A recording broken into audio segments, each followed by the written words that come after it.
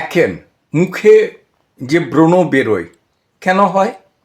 এটা প্রথম কারণ হচ্ছে বয়ঃসন্ধিকালে হয়। দুই, যদি পায়খানা পরিষ্কার না হয়, যদি আপনি রাফেজ, দ্যাট মিন্স যাতে ফাইবার আছে এমন জাতীয় খাবার যদি কম খান, জল যদি কম খান, এবং মুখ আপনার যদি তৈলাক্ত প্রকৃতির হয়, সেক্ষেত্রে কি করতে হবে? যাতে আপনার আয়রন বেশি আছে, যেগুলো খেলে পায়খানা কষে যায়, সেগুলো বন্ধ করতে হবে। কাঁচকলা, গাঁদাল পাতা, কুলেখাড়া, বেদানা বাদ দিতে হবে। যোগ করতে হবে লাউ, পেঁপে, কুমড়ো ইত্যাদি খাবার।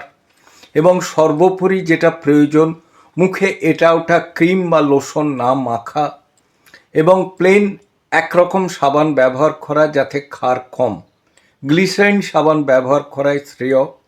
আরেকটা ব্যাপার বলা যেতে পারে, সকালে ঘুম থেকে উঠেই ব্রণগুলো পেকে গেছে টেপা, এর থেকে শতহস্ত দূরে থাকা।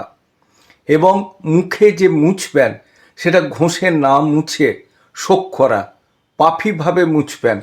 গামছা বা তোয়ালে নিয়ে আপনি চেপে চেপে মুখটা পুঁছলেন, ঘষে ঘষে নয়।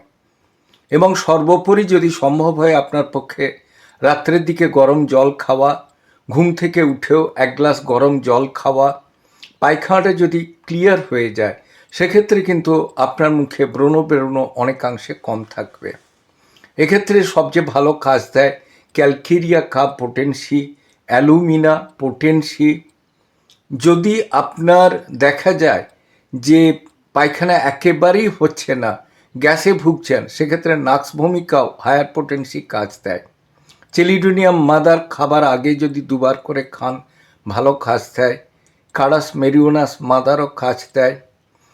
এবং যদি বায়োকেমিক খান, সাইলিশিয়া বায়োকেমিক ভালো কাজ দেবে। ন্যাট্রামফস বা ম্যাকফসও কাজ দেয়।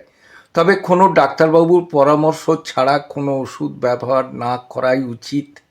যদি ডাক্তারবাবুর পরামর্শ মতো চলেন, এই ব্রণ থেকে আপনি রেহাই পাবেন।